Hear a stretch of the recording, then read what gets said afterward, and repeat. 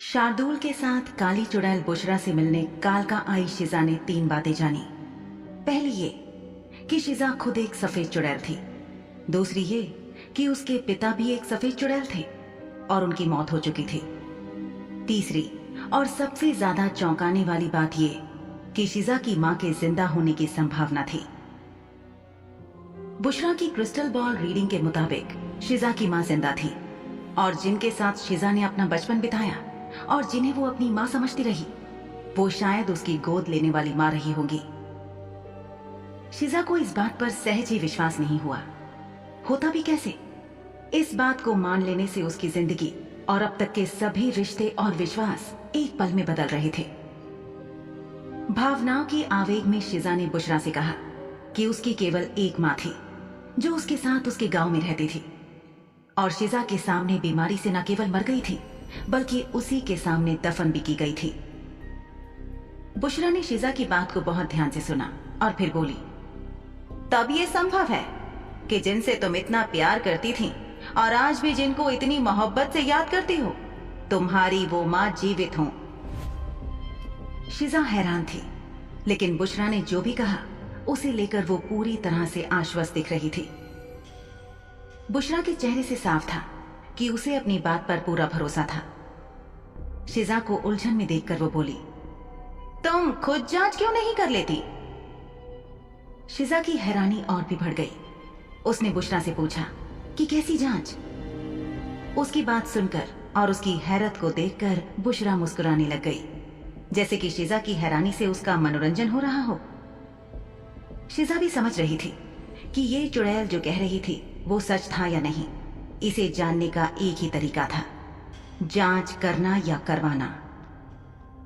वैसे शिजा को बुशरा की बात पर अभी भी संदेह था। शिजा को एक पल के लिए यह भी लगा कि बुशरा केवल अपने मनोरंजन के लिए झूठ बोल रही थी। शिजा ने अपनी मां को बीमारी के दौरान हर दिन मां को पीड़ित होते देखा था। कई घंटों तक वो दर्द से तड़पी थी और तब भी लोगों के मदद न करने के कारण उसकी हालत बिगड़ती चली गई थी। उसने खुद अपनी मां का दर्द देखा था। खांस खांस कर उनके मुंह से खून निकलने लगता था। अंत में उसने देखा था कि उसकी प्यारी मां को उस कब्र में जमीन पर लिटाया गया था, जिसके ऊपर कब्र का पत्थर रखकर उन्हें एक याद बना दिया गया था। शिजा ये सोचकर भ्रमित थी कि क्या उसकी मां वाकई जीवित है। वो अपने आप को सोचने से नहीं रोक सकती थी कि ये सब आखिर क्या हो रहा था।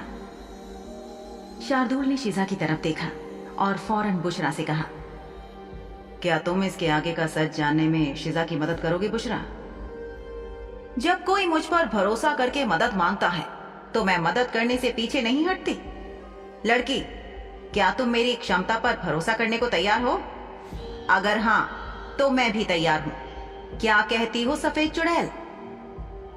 हालांकि बुशरा ने किसी सफेद चुड़ैल को खुद नुकसान नहीं पहुंचाया था, लेकिन शिजा बुशरा के व्यवहार में सफेद चुड़ैलों के प्रति थोड़ा प्रतिरोध महसूस कर सकती थी। फिर भी अभी बुशरा की मदद जरूरी थी। मुझे कोई आपत्ति नहीं है। शिजा के हां कहते ही शार्दुल ने मुस्कुराकर बुशरा से कहा कि उन दोनों का आगे की प्रक्रिया के लिए एक साथ होना बहुत जरूरी था और अच्छा था कि दोनों मान गई थी। शिजा कल से यहां आएगी और अगर जरूरत पड़े तो मैं आपके मिलने के लिए किसी जगह का इंतजाम कर सकता हूं, ताकि शिजा की उपस्थिति किसी का ध्यान आकर्षित ना करे। बुशरा, क्या तुम्हारे अलावा कोई काली चुड़ैल यहां आसपास से गुजरती है? बुशरा ने अपने दरवाजे की तरफ देखा और कहा, हाँ, बहुत से ऐसे काले चुड़ैल हैं जो इस गांव के बगल में लगने वाले काला बाजार से गुजरते हैं, लेकिन कोई भी यहाँ रहने या बसने की हिम्मत नहीं करता है। और एक बात पार्षद शार्दुल, आपको पता होना चाहिए कि यहाँ हाल ही में 5 दिन पहले कुछ मौतें हुई हैं। इतना कहकर वो काली चुड़ैल मुस्कुराई और उसकी अब तक सामान्य इंसानों जैसी दिखने वाली जीभ एक सांप की तरह 2 हिस्सों में बटी जीभ में बदल गई। बुशरा ने फुफकारा और अपनी जीभ वापस अंदर कर ली।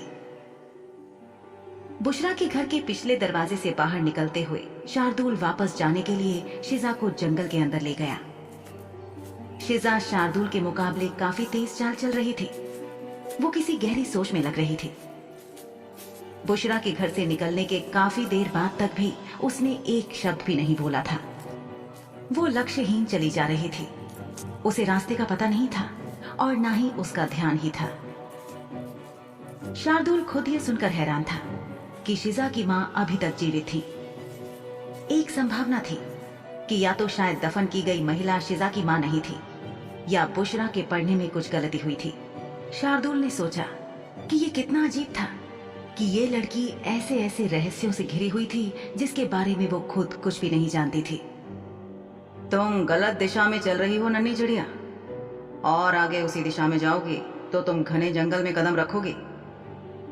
शिजा ये सुनकर तुरंत रुक गई। शार्दुल की आवाज पर उसके विचारों की श्रृंखला जैसे स्वतः टूट गई। मैं माफी चाहती हूँ, मैंने ध्यान ही नहीं दिया। वाकई तुम्हारा ध्यान नहीं था। शार्दुल ने सहमति व्यक्त की। शार्दुल ने जंगल की तरफ नजर डाली जिसमें वो दोनों बहुत आगे आ गए थे। क्या तुम अपनी मां को देखने जाना चाहती हो? शार्दुल ने यह जानबूझकर पूछा क्योंकि वो जानता था कि अगर वो स्वयं इस बात की पुष्टि करेगी तो वो अभी जो महसूस कर रही थी उस तरह से गुस्सा और परेशानी महसूस करने की तुलना में अधिक सहज महसूस करेगी। क्या आपको लगता है कि ये संभव है कि मेरी मां, जिन्हें मैं अपनी समझती थी, वो कभी मेरी जन्म देने वाली वास्तविक मां नहीं थी? और ये भी कि जिस महिला ने मुझे जन्म दिया वो शायद अभी भी जीवित है? शिजा ने चिंतित चेहरे से पूछा। शार्दुल ने उसे देखा और फिर कहा, इससे कई सिद्धांत निकाले जा सकते हैं शिजा, लेकिन जब तक तुम खुद इसे नहीं देखती हो तब तक तुम कोई सच्चाई नहीं ढूंढ पाओगी। अगर तुम तैयार हो सच जानने के लिए तभी सच की खोज शुरू करना, वरना जिस बात पर तुम्हें विश्वास है और जो तुम सुनना चाहती हो उसे ही अपना सच मानो। दोनों के बीच खामोशी पसर गई। कुछ कौवे ऊंचे ऊंचे हरे भरे पेड़ों पर बैठे थे और एक साथ कांव कांव कर रहे थे। आकाश को ढकने के लिए फिर से बादल आ गए थे। पेड़ों की छांव और बादलों ने मिलकर जंगल को थोड़ा अंधेरा और आरामदायक बना दिया था। मेरे गांव के ग्रामीण मेरी असली मां या मुझे गोद लिए जाने के बारे में बात नहीं करेंगे या शायद जानते भी नहीं होंगे। जहां तक मुझे याद है, और मैंने आपको बताया भी था कि मेरे पिता के जाने के बाद मेरी मां और मैं गांव के लोगों को फूटी आंख नहीं सुहाते थे। शिजा ने नीचे अपने हाथ की ओर देखा। उसने शार्दुल के रुमाल को पकड़ रखा था जिस पर शिजा का खून लगा था। और तुमने ये भी कहा था कि शायद ऐसा इसलिए था क्योंकि ग्रामीणों ने तुम्हारे परिवार को यह सोचकर छोड़ दिया था कि उनके मुताबिक तुम्हारे पिता किसी अन्य महिला के साथ भाग गए थे। लेकिन अब जब हम जानते हैं कि ये सच नहीं है और उनका निधन हो गया है तो कुछ किया जाना चाहिए। कुछ तो होगा जो एक सुराग हो जिसे हम ढूंढने की कोशिश कर सकते हैं। हाकिम के पास चलें क्या? शिजा ने शार्दुल को जानकारी देते हुए नामे अपना सिर हिलाया। हमारे गांव का हाकिम नवनियुक्त है। पिछले हाकिम की लाश गले में फंदे के साथ पेड़ से लटकती पाई गई थी। जिस गांव में तुम पली बड़ी हो वो हर गुजरते समय के साथ बहुत दिलचस्प लगता है। जब जब इस गांव की चर्चा होती है कुछ ना कुछ नया पता चलता है। मेरे पास एक प्रस्ताव है, यदि तुम बुरा ना मानो तो। शिजा को मौन देखकर शार्दुल ने कहना जारी रखा, चलो अपनी मृत मां की कब्र से एक हड्डी ले आओ। इससे क्या मदद मिलेगी? बुशरा एक सक्षम काली चुड़ैल से कहीं बढ़कर है। वही है जो तुम्हें सभी सवालों के जवाबों तक आसानी से पहुंचा सकती है। शिजा सच जानना चाहती थी, लेकिन क्या कब्र खोदकर एक हड्डी निकालना सही था? वो यही सोच रही थी। उसे ये विचार बहुत अजीब लग रहा था। हालांकि उस दौर में ये बहुत आम नहीं था, लेकिन अनसुना भी तो नहीं था। ऐसा नहीं था कि उसके मन में इस विचार को लेकर दुविधा थी, लेकिन ज्यादातर कब्रों को तभी दोबारा खोदा जाता था जब उन्हें किसी बड़े कब्रिस्तान में स्थानांतरित किया जा रहा हो। लेकिन गांव में ये एक बहुत ही दुर्लभ घटना थी, क्योंकि ज्यादातर ग्रामीण अक्सर कब्रों को गांव के बाहर एक ही स्थान पर बनवाना पसंद करते थे। अगर हमें एक हड्डी मिल जाए तो हम ये साबित कर सकते हैं कि क्या वो महिला आपकी वास्तविक मां थी। जैसा कि उसने इन सभी वर्षों में पेश किया है, या कहानी में कुछ और है जिसके बारे में हमें जानकारी नहीं है? ठीक है, हम कब जाने वाले हैं? शिजा इसे आजमाने के लिए तैयार हो गई। अगर कोई मृत लोगों की कब्रों को जमीन से खोदता हुआ मिल जाए तो ग्रामीण खुश नहीं होंगे।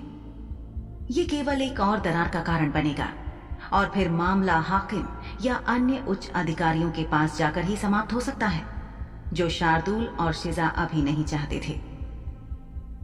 अगर मैं गलत नहीं हूं तो गांव में 2 दिनों से उत्सव चल रहा है। हम रात के समय वहां जा सकते हैं, जब उत्सव का जश्न खत्म हो गया हो और सभी सो रहे हों। शिजा के गांव में चल रहे उत्सव को 2 और दिनों के लिए बढ़ा दिया गया था। शार्दुल को महत्वपूर्ण पार्षद होने के नाते इसकी खबर थी। ऐसा इसलिए किया गया था कि मेले और उत्सव में छोटी दुकानें लगाकर लोगों को आजीविका कमाने का एक मौका मिले।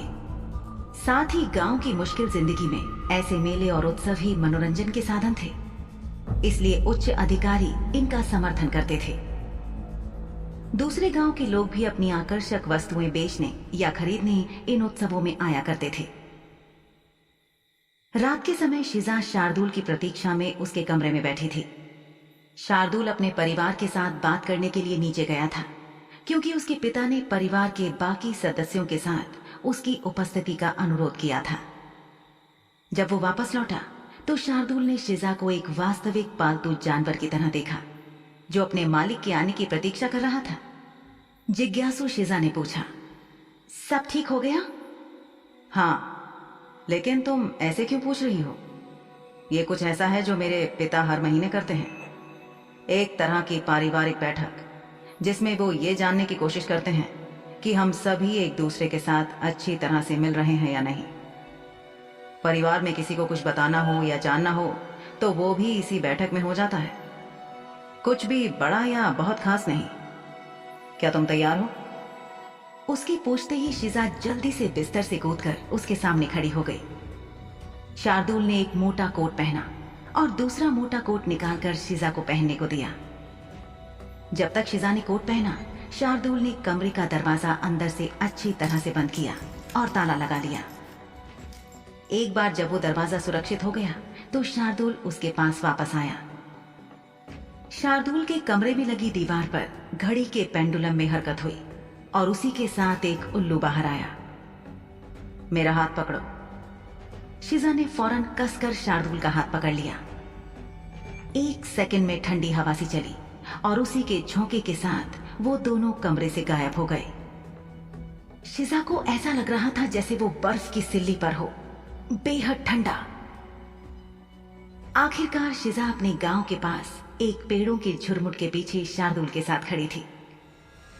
कुछ ही पलों में शार्दुल अपनी पिशाची ताकत से उसे यहां ले आया था। उनके पीछे झाड़ियों और जमीन पर उगी घास में झींगुरों की आवाज आ रही थी। दूर खेतों में जुगनू चमक रहे थे। ये जुगनू जैसे कोई उम्मीद दे रहे थे। गांव में शांति थी, कोई नजर नहीं आ रहा था।